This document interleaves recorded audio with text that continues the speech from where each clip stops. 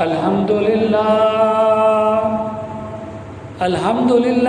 رب العالمین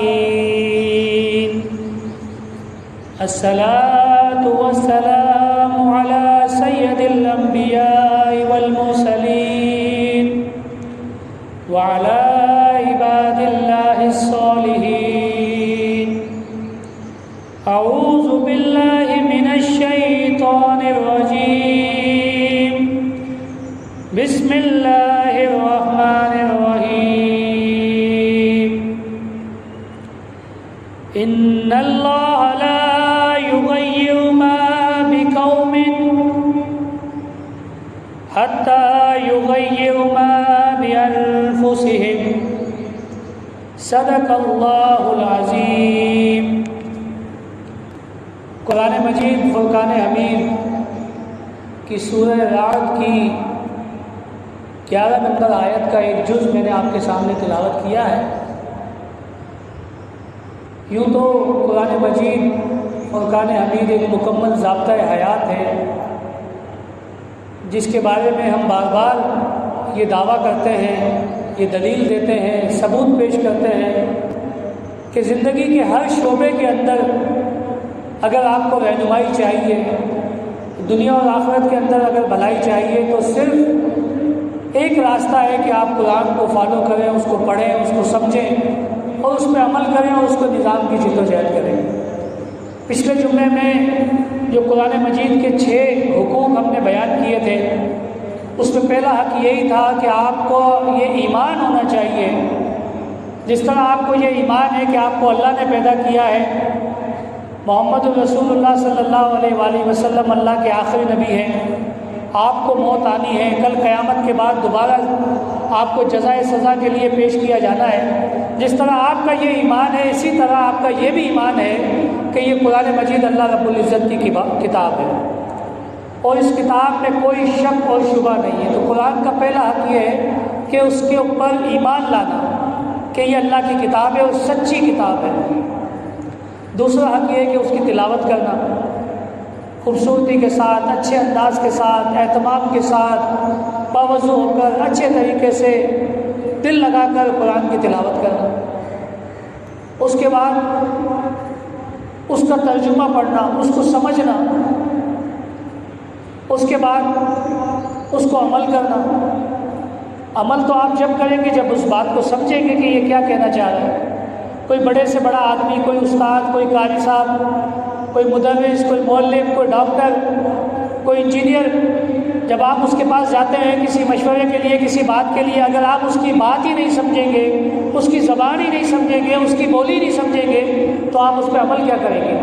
آپ نے بہت بڑے ڈاکٹر کو دکھایا، بیماری آپ کو اللہ بیماریوں سے بچائے، لیکن کسی بیماری میں آپ ڈاکٹر کے پاس گئے، ڈاکٹر نے آپ کو 50 باتیں سمجھائی، یہ نہیں کرنا، یہ نہیں کرنا، یہ نہیں کرنا، اور وہ آپ کو انگلش میں اس نے سمجھائی، عربی میں سمجھائی، فارسی میں سمجھائی، آپ کو ایک لفظ بھی سمجھ میں نہیں آیا کہ ڈاکٹر نے کیا بولا ہے۔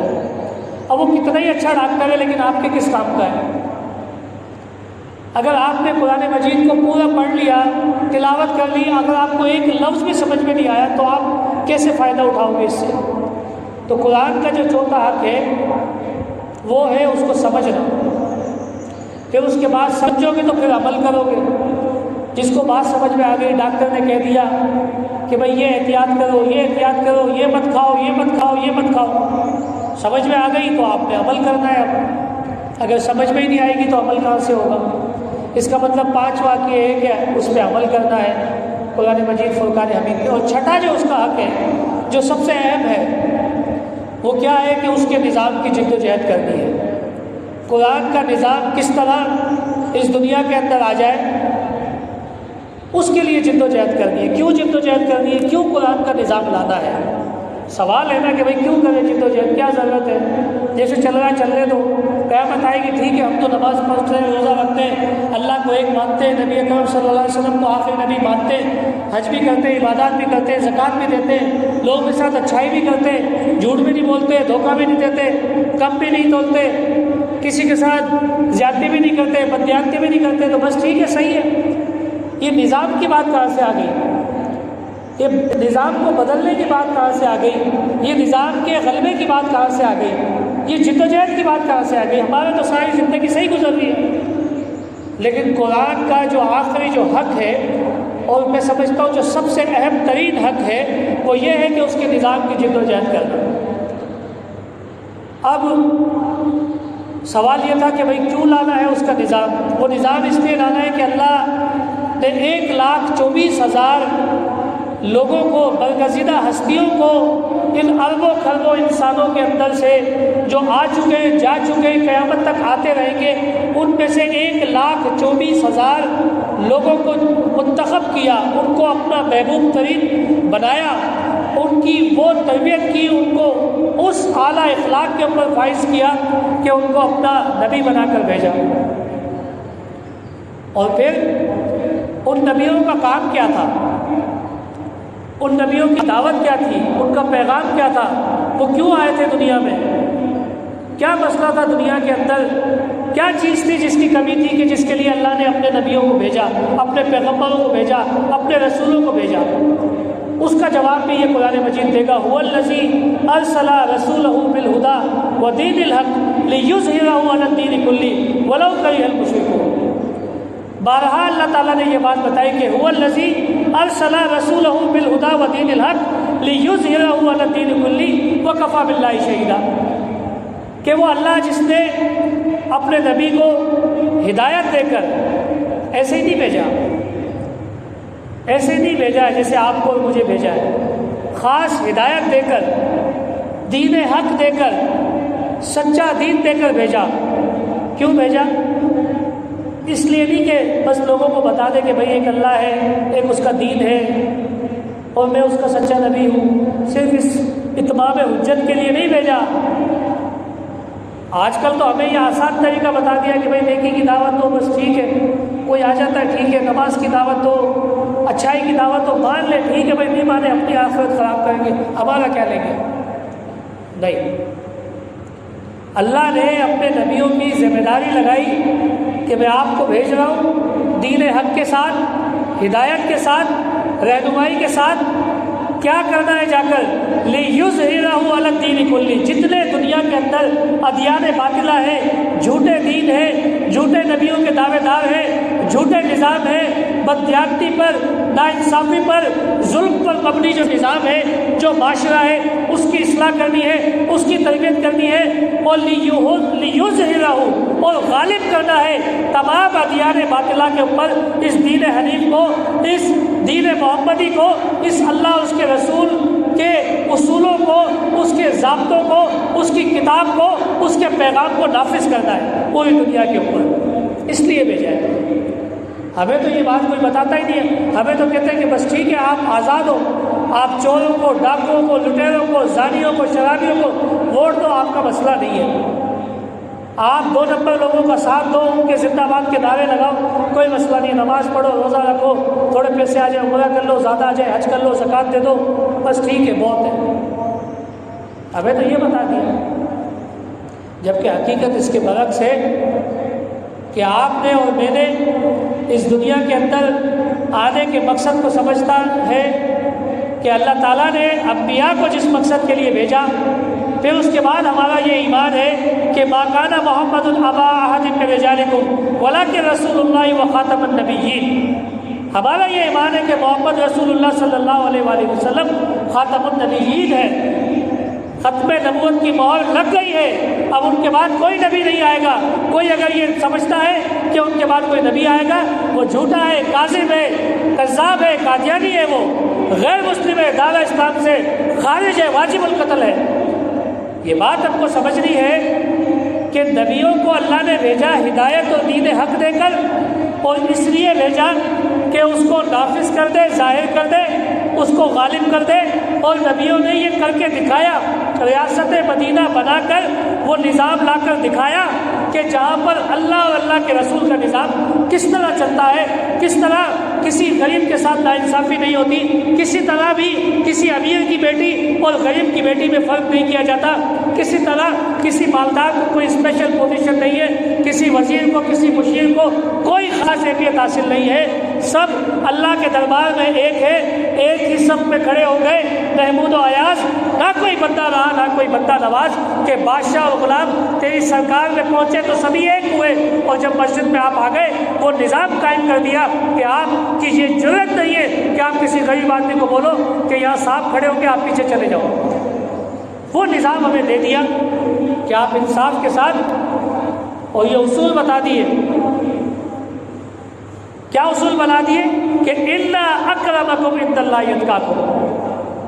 یہ جو وزیر ہے، یہ جو مشیر ہے، یہ جو عہدوں پہ بیٹھے، یہ جو کرسیوں پہ بیٹھے، یہ عارضی ہے، یہ امانت ہے، اس کا سوال کا جواب دینا پڑے گا، اس کا حساب دینا پڑے گا۔ عزت اس کے ساتھ منسلک نہیں ہے، کپڑوں کے ساتھ، گاڑوں کے ساتھ، گاڑیوں کے ساتھ، اس پروٹوکول کے ساتھ عزت کا تعلق نہیں ہے۔ اِلَّا أَكْرَمَكُمْ عِندَ اللَّهِ أَتْقَاكُمْ۔ اللہ کی نزدیک، اللہ کی نظر میں عزت والا وہ ہے جو اللہ سے ڈرنے والا ہے، جو اللہ کا تقوی اختیار کرنے والا ہے، جو اللہ کا خوف کھانے والا ہے، جو اللہ کی ماننے والا ہے، جو اللہ اس کے رسول کے مطابق چلنے والا ہے۔ عزت والا وہ ہے۔ آپ جن کو عزت دے رہے ہیں وہ عزت والے نہیں ہیں، یہ ظاہری ہوتے ہیں، یہ دنیاوی ان کو مقام اور مرتبے ملے۔ ہاں اگر وہ انصاف کے ساتھ، اصولوں کے ساتھ نظام حکومت کو چلاتے ہیں، اپنی کرسی کے اوپر ایمانداری سے، بغیر رشوت کے، بغیر اقربا پروری کے، بغیر میرٹ کے قتل کے اگر وہ کام کرتے ہیں تو ان کی عزت کرو، لیکن اگر نہیں کرتے تو پھر آپ کو حق نہیں ہے کہ آپ ان کی عزت کرو۔ پھر آپ منافق ہو کہ جس کو غریب آدمی کو دیکھ کر جس کو غصہ آ جائے اور امیر آدمی کو دیکھ کر وہ جو جی کرنے لگے، وہ منافق آدمی ہے۔ کسی غریب کو دیکھ کے تمہارا بلڈ پریشر ہائی ہو جاتا ہے، تم اس پہ ہاتھ بھی اٹھا لیتے ہو، تمہاری زبان پہ بھی گالی آ جاتی ہے، لیکن اگر کوئی بڑا آدمی کچھ کرتا ہے تو تم کہتے ہو کہ یار کیا کرے، صاحب ہے۔ تو پھر یہ تمہاری غیرت اور بلڈ پریشر کا مسئلہ نہیں ہے، تم منافق ہو۔ تو بات یہ ہے کہ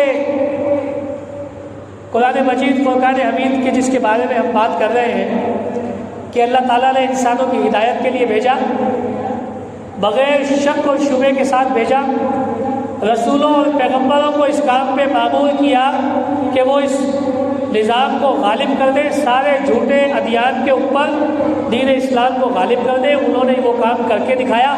اب جب وہ دنیا سے چلے گئے ہیں، پردہ فرما گئے ہیں، قرآن نے کہہ دیا کہ وہ آخری نبی آ چکے ہیں، اور اللہ کے نبی نے بھی یہ فرما دیا انا خاتم النبیین لا نبی بعدی، کہ میں آخری نبی ہوں، میرے بعد کوئی نبی نہیں آئے گا۔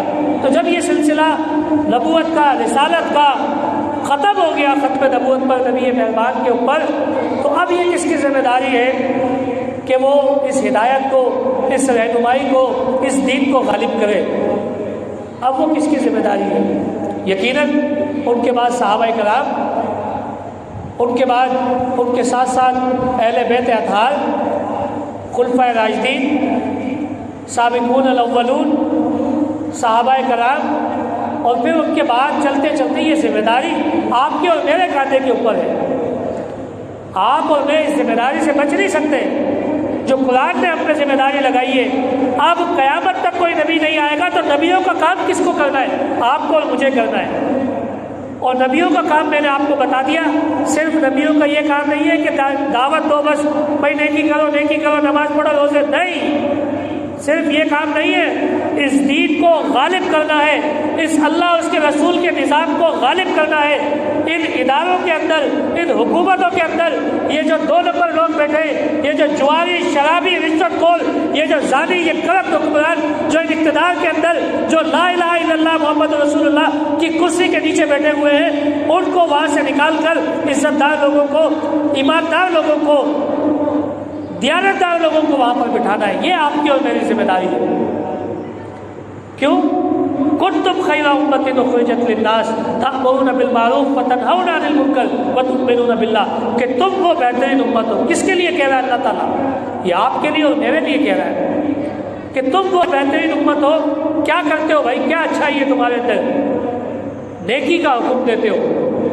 نیکی کا حکم تو بہت دیتے ہیں، ہر آدمی چلتا پھرتا گلی میں بولتا ہے ہاں بھائی ماں باپ کی عزت کیا کرو، گالی نہیں بکا کرو، نماز پڑھا کرو۔ نیکی کا حکم تو بہت دے رہے ہیں۔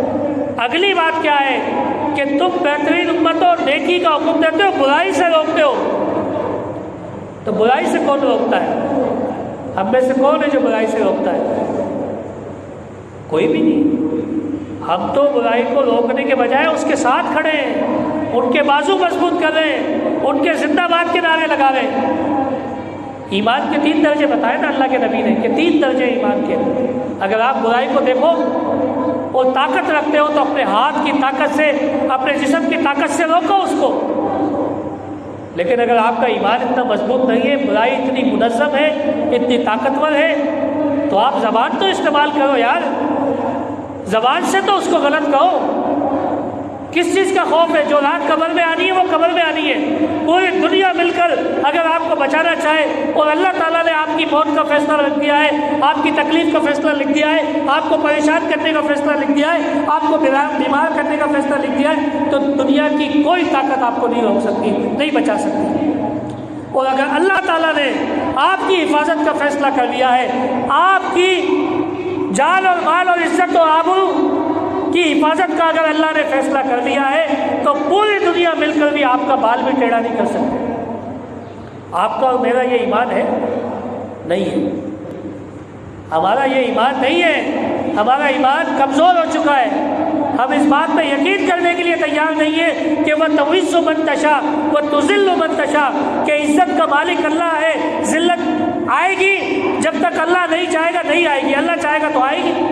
آپ ایسے کام کرو گے، ذلت پیدا کرنے والے تو ذلت ملے گی، پوری دنیا آپ کی عزت کرے۔ لیکن اگر آپ کے کرتوت ایسے ہیں کہ ذلت آپ کو ملے تو ملے گی ذلت۔ پوری دنیا آپ کو ذلیل کرنا چاہے، اللہ آپ کو عزت دینا چاہے، تو دنیا کی کسی طاقت میں یہ دم نہیں ہے کہ آپ کی عزت سے روک لے۔ لیکن آپ کا اور میرا یہ ایمان ہے۔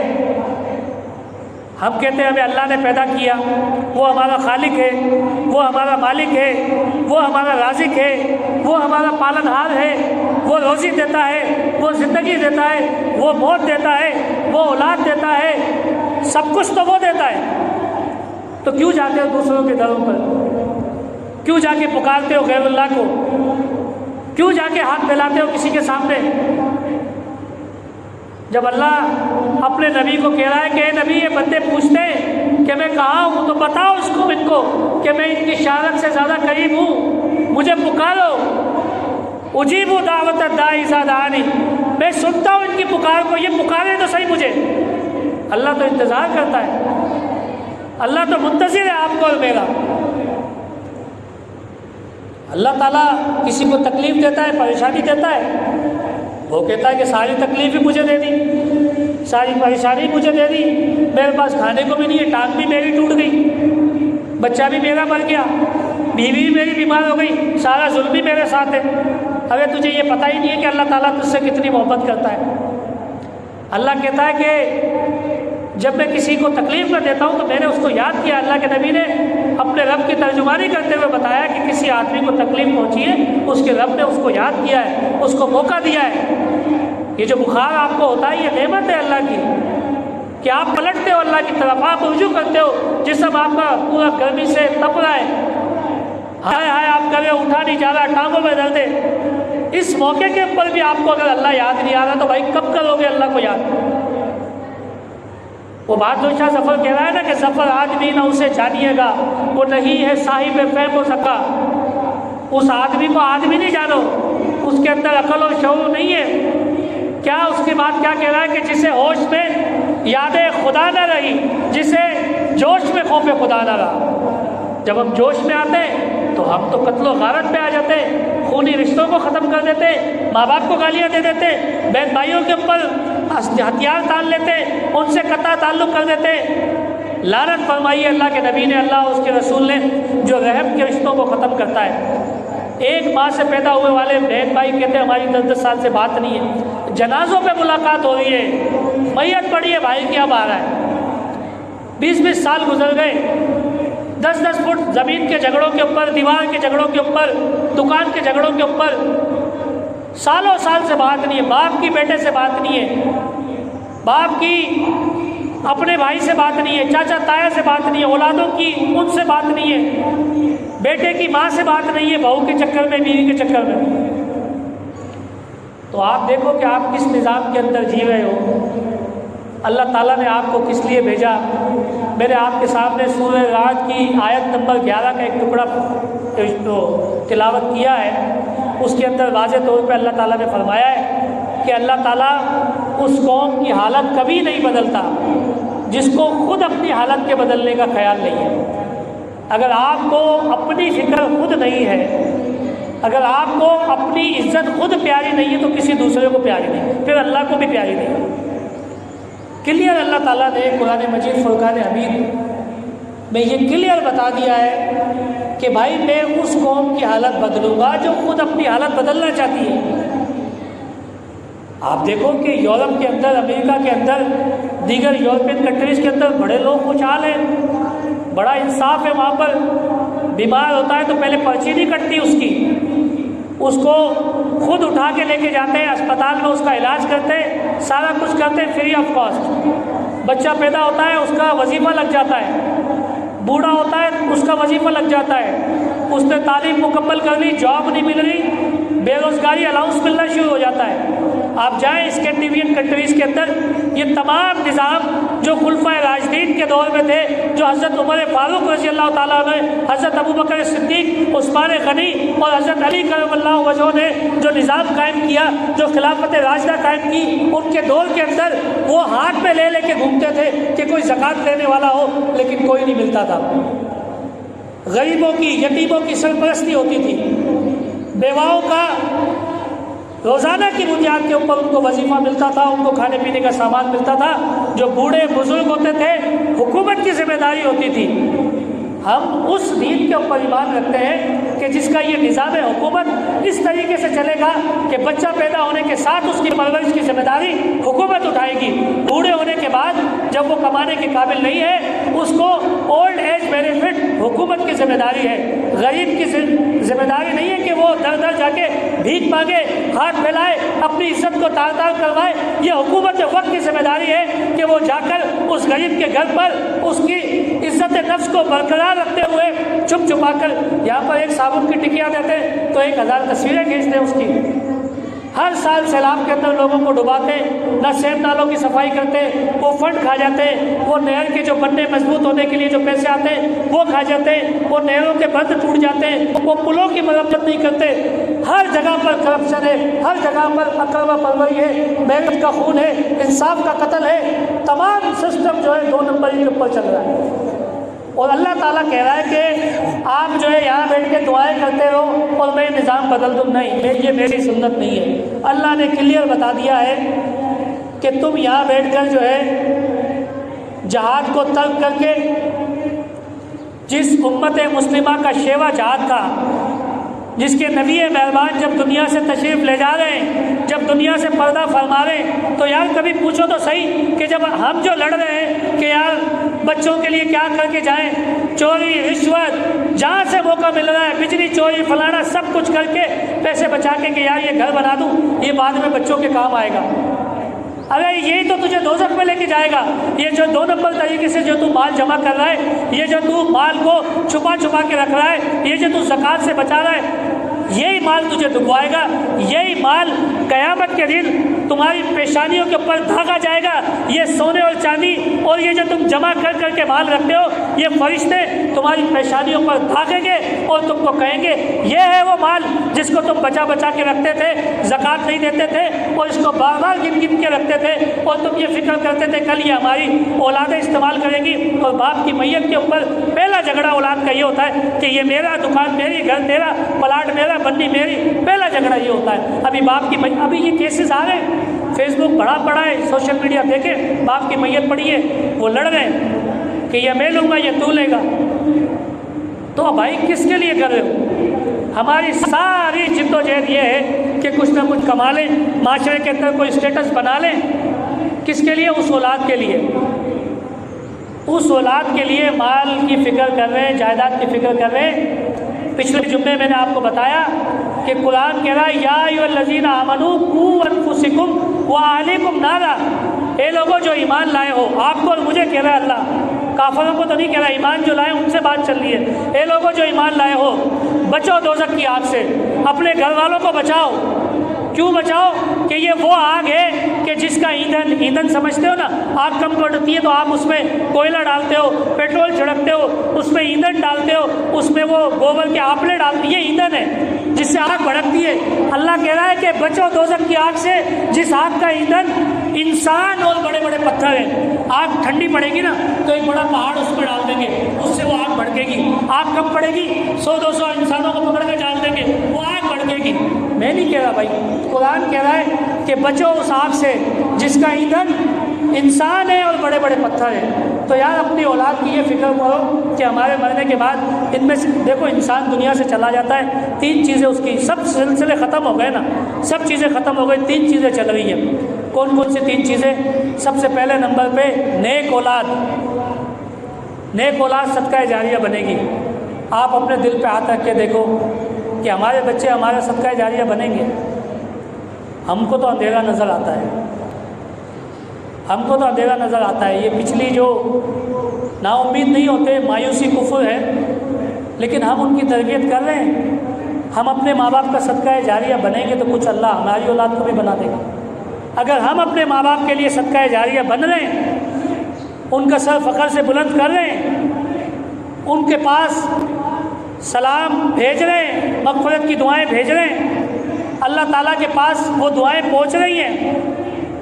میں نے آپ کو بتایا نا پچھلے جمعے، ایک آدمی جنت میں چلا گیا، جنت میں جانے کے بعد روز اس کا مرتبہ بڑھتا جا رہا ہے، بڑھتا جا رہا ہے۔ بھائی وہ تو حساب ہو گیا نا کہ بھائی یہ نیکیاں تھیں، یہ بدیاں تھیں، ٹھیک ہے نیکیاں زیادہ ہیں، سیدھے ہاتھ میں نامہ اعمال ملا، جنت مل گئی، تو جنت مل گئی، محل مل گیا، سب کچھ مل گیا۔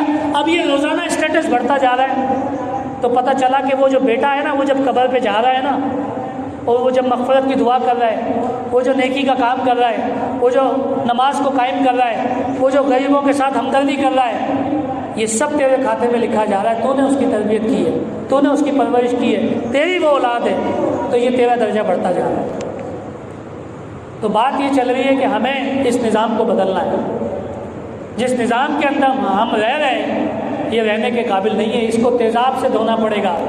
یہ نظام گل سڑ گیا ہے۔ آپ پڑھو تو صحیح، دیکھو تو صحیح، 3 سال 2 سال کی بچیاں محفوظ نہیں ہیں، بچے محفوظ نہیں ہیں، برقعے کے اندر، حجاب کے اندر خواتین محفوظ نہیں ہیں، مدرسے کے اندر بچے محفوظ نہیں ہیں، اسکولوں کالجوں یونیورسٹی کے اندر بچیاں محفوظ نہیں ہیں۔ ڈاکٹر بننے جا رہی ہیں بچیاں، ان کو وہاں پہ بلیک میل، وہ خودکشیاں کر رہی ہیں۔ مدرسوں میں بھی سب کچھ ہو رہا ہے، سب کی بات نہیں کر رہا، جہاں نہیں ہو رہا اچھی بات، کوئی جگہ نہیں بچی۔ گھر میں کسی کو گھسانے کا اب وہ نہیں ہے، کزنوں کو، کزن کے ساتھ چھوڑ دو یہ دھندے، کزن وزن، کوئی کزن وزن نہیں ہے۔ اپنی نگرانی میں بیٹی گھر سے نکل رہی ہے، ماں ساتھ جائے اس کے، کوئی سہیلیاں دوست اس قابل نہیں ہے، کوئی اس قابل نہیں ہے کہ جس کے گھر پہ آپ اپنے بچوں کو چھوڑ سکو۔ کسی کو، غیر آدمی کو گھر میں انٹری نہیں دو، باہر سے رکھو تعلق، باہر سے بس ٹھیک ہے تمہاری اوقات بنانے کی، گھر سے باہر بناؤ، ورنہ بھائی ہوٹل پہ ملیں گے۔ اب وہ سسٹم ختم ہو گئے بھائی، سمجھو ان باتوں کو۔ اپنے بچوں کی، یہ پھول جیسے بچے، ان کی حفاظت کرو۔ لڑکوں کی حفاظت زیادہ ضروری ہے، لڑکیاں تو گھر میں ہیں نا سب کی نظروں میں، یہ لڑکا جو جا رہا ہے اس کی کون کرے گا حفاظت؟ اس کے ساتھ جو معاملات ہو رہے کون دیکھے گا؟ یار تم اٹھتے کیوں نہیں ہے؟ معاشرے کے اندر ایک گھر کے اندر کیس ہو گئے، پورے معاشرے کے اندر کوئی گھر نہیں بچا، کوئی محلہ نہیں بچا جہاں پر یہ 2 نمبری، یہ شراب، یہ جوا، یہ زنا، یہ اڈے، یہ فحاشی کے، یہ سب کچھ نہیں چل رہے، یہ تھانے نہیں بکرے۔ یہ جو آفیسر آتا ہے یہ کروڑوں روپے دے کے آتا ہے اور وہ پھر اس کو 2 مہینے میں پورے کرنے ہوتے ہیں۔ اتنی موٹر سائیکلیں روز چھنیں گی، اتنے منشیات کے یہ 2 نمبر جو اڈے چل رہے ہیں، ان کی منتریوں سے یہ تھانے چل رہے ہیں۔ یہ سارا نظام کرپٹ ہو چکا ہے۔ یہ سیاستدان جن کو زندہ باد کر کے ہم نے اسمبلی میں پہنچایا ہے، یہ سارے 2 نمبری کے کام کر رہے ہیں۔ اس ملک کے اندر جو لا الہ الا اللہ کی بنیاد کے اوپر قائم کیا تھا، یہ ایسے نہیں بنا تھا، پلیٹ میں رکھ کے نہیں دیا تھا۔ لاکھوں لوگوں نے اپنی جانوں کے نذرانے پیش کیے تھے، ماؤں کی عزتیں لوٹی تھی، بہنوں کی عزتیں لوٹی تھی، بچوں کو نیزوں پہ اچھالا تھا۔ جا کے دیکھو وہ کیا حال ہوا تھا ٹرینوں کا۔ وہ جو ٹرین آئی تھی اس میں ایک بھی زندہ نہیں تھا۔ وہ سکھوں نے بارڈر کے اوپر ٹرینوں کے اندر گھس کے، وہ بلوائیوں نے سب کو کاٹ دیا تھا۔ ایسے ہی بن گیا پاکستان۔ آج تم بات کرتے ہو کہ پاکستان کو توڑ دیں گے، تمہارے باپ نے بنایا پاکستان، تم توڑ دو گے؟ کیسے توڑ دو گے؟ یہ پاکستان اسلام کا قلعہ ہے، اتنا سب کچھ ہونے کے بعد اللہ تعالیٰ نے تم کو ایٹمی قوت بنایا، ایٹمی طاقت بنایا، آج تم سے 5 گنا بڑا دشمن سوچتا ہے 100 مرتبہ کہ میں حملہ کروں یا نہ کروں۔ بھائی ہم 20-25 کروڑ، وہ 1.5 ارب انڈیا کے اندر، وہ امریکہ سپر پاور کرے نا حملہ کر کے دکھائے ہم کے اوپر، کیوں؟ کیونکہ ہم جہاد فی سبیل اللہ پہ یقین رکھتے ہیں۔ ہم جینے کے لیے نہیں جیتے، ہم مرنے کے لیے جیتے ہیں، شہادت ہماری آرزو ہے، ہم اسلام کو، نظام کو غالب کرتے ہوئے شہید ہو جائیں، اس سے بڑی کیا ہے؟ اگر تم اس نظام کے اندر خوش ہو، تم یہ انتظار کر رہے ہو کہ اب ہمارا نمبر آئے، ہمارے بچوں کا نمبر آئے، تم دوسروں کے بچوں پہ خاموش ہو، دوسرے لوگوں کے اوپر تم تماشائی ہو، تو پھر یاد رکھو جب تمہارا نمبر آئے گا کوئی نہیں آئے گا، کوئی نہیں آئے گا۔ روزانہ کی بنیاد پر موٹر سائیکلیں چوری ہو رہی ہیں، اغوا ہو رہی ہے۔ آج صبح فجر کا واقعہ، یہ ہمارے قاری صاحب بیٹھے ہیں، قاری امام ہیں جو مسجد کے، قاری ظفر صاحب نماز پڑھائیں گے ابھی آپ کو۔ فجر کے وقت ان کا گھر ہے یہاں پر سراج کالونی کے پاس، فجر کے وقت 5:20 کے اوپر یہ آ رہے ہیں موٹر سائیکل کے اوپر، یہ آپ کا طول کالونی کا ٹرن ہے، یہاں سے انہوں نے موٹر سائیکل ٹرن کی ہے، یہ ٹیک سی این جی یہ ٹوٹی ہوئی بلڈنگ ہے، یہاں پر 2 آدمی بیٹھے ہوئے مسلح، ان کی بائک کو روکا ہے، بائک لے لی ان سے، موبائل لے لیا، پرس لے لیا، پیسے لے لیے، شناختی کارڈ، سب چیزیں لے گئے۔ وہ ان کو کہہ رہا ہے کہ یار میں مسجد کا امام ہوں، نماز پڑھانے جا رہا ہوں، خدا کا واسطہ یار یہ نہیں کرو بھائی، مت لو مجھ سے، میں غریب آدمی ہوں۔ کوئی 18, 20, 22 سال کے لڑکے، منہ ڈھکنے کی بھی توفیق نہیں ہے ان کو، وہ یہ بھی ان کو کہہ رہے کیا، کون پکڑے گا، کون بتائے گا؟ پولیس، وہی تو ہماری سرپرستی کر رہی ہے، یہ سیاستدان، ان کے تو ہم بندے ہیں، یہ تو ہمیں چھڑاتے ہیں، ان کے لیے تو کما رہے ہیں ہم۔ تو بھائی کس نظام میں رہ رہے ہو؟ کوئی محفوظ نہیں ہے یار، کس نہج پہ پہنچ گئے؟ لا الہ کی بنیاد کے اوپر ایک ریاست مدینہ اللہ کے نبی پیغمبر اسلام نے بنائی تھی، ایک خلفائے راشدین نے بنائی تھی، ایک حضرت عمر فاروق نے کہا تھا کہ دریائے فرات کے کنارے اگر بھوک سے، پیاس سے کتا بھی مرتا ہے تو کل عمر تیرا گریبان پکڑا جائے گا۔ ہم اس نظام کو ماننے والے ہیں، ہمیں کیا ہو گیا ہے؟ آپ یہ دیکھو ملک کے جو حالات ہیں، میں پہلے بھی یہ بات کر چکا ہوں کہ چاروں طرف انتشار ہے، افراتفری ہے، ہر چیز خراب ہے، ادارے کرپٹ ہیں، رشوت خوری ہے، بہرا روی ہے۔ اپنے بچوں کو تو بچاؤ یار، بچوں کو سب سے بڑی دولت کیا ہے انسان کی؟ میں آپ کو بتا رہا تھا دنیا سے جانے کے بعد 3 چیزیں ساتھ چلتی ہیں، ایک نیک اولاد جو صدقہ جاریہ بنے گی، ایک آپ نے اپنی زندگی میں کوئی نیکی کا کام کیا ہے، کوئی درخت لگایا ہے، کوئی مسجد بنوائی ہے، کوئی مدرسہ بنوایا ہے، کوئی پانی کی سبیل لگائی ہے، وہ آپ کا چلتا رہے گا۔ آج تک حضرت عثمان کا اکاؤنٹ کھلا ہوا ہے، حضرت عثمان غنی کا اکاؤنٹ آج تک مدینہ میں کھلا ہوا ہے، انہوں نے جو کنواں مسلمانوں کو خرید کے دیا، آج تک لوگ اس سے پانی پی رہے ہیں، ان کے اکاؤنٹ میں پیسے جمع ہو رہے ہو سعودی گورنمنٹ کے، تو وہ غنی تھے، انہوں نے کر کے دکھایا۔ تیسری چیز کیا ہے؟ علم نافع۔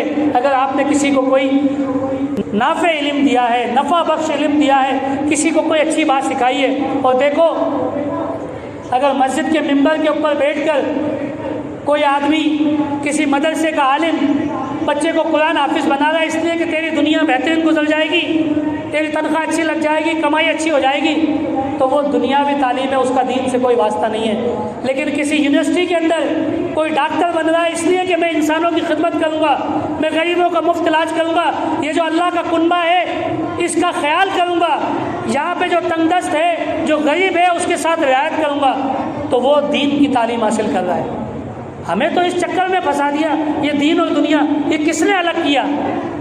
اقبال کہتا ہے جدا ہو دین سیاست سے تو رہ جاتی ہے چنگیزی۔ آپ نے دین کو سیاست سے الگ کر دیا۔ کروڑوں لوگ ایسے ہیں پاکستان میں، وہ کہتے ہیں ہم تو ووٹ ہی نہیں ڈالتے۔ تو یار تمہارے ووٹ ڈالنے نہیں ڈالنے سے کیا وہ جیتتے نہیں ہیں جن کو جیتنا ہے؟ ارے بھائی تم ووٹ کیوں نہیں ڈالتے؟ تم کہو کہ ہم ایک ایماندار آدمی کو ووٹ ڈالیں گے۔ تم اگر چھپ کے پردے کے پیچھے، بھلا رزلٹ چینج ہو جائے، سب کچھ ہو جائے، یہ ساری باتیں فالتو ہیں، یہ سسٹم سے بچنے کی۔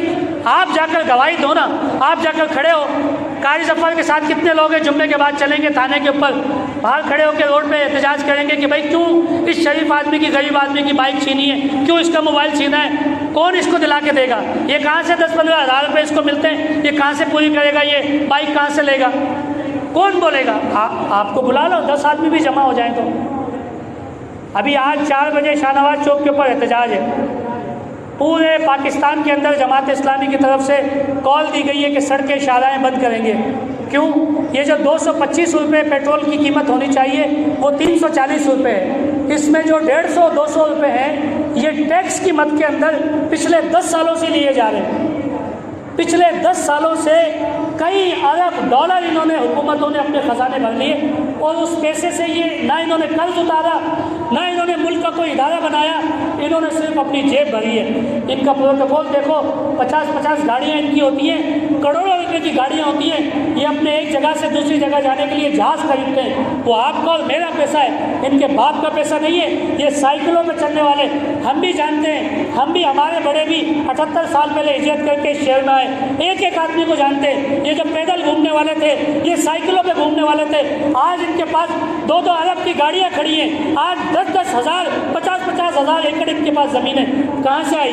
غریب آدمی تو غریب ہو گیا. وہ تو اپنے بچے بیچ رہا ہے، وہ تو 2 وقت کی روٹی کھانے کے لیے تیار نہیں ہے. وہ تو بھیک مانگ رہا ہے، عید پہ پرانے کپڑے پہن رہا ہے. اس کی بیوی گھروں میں جا کے کام کر رہی ہے.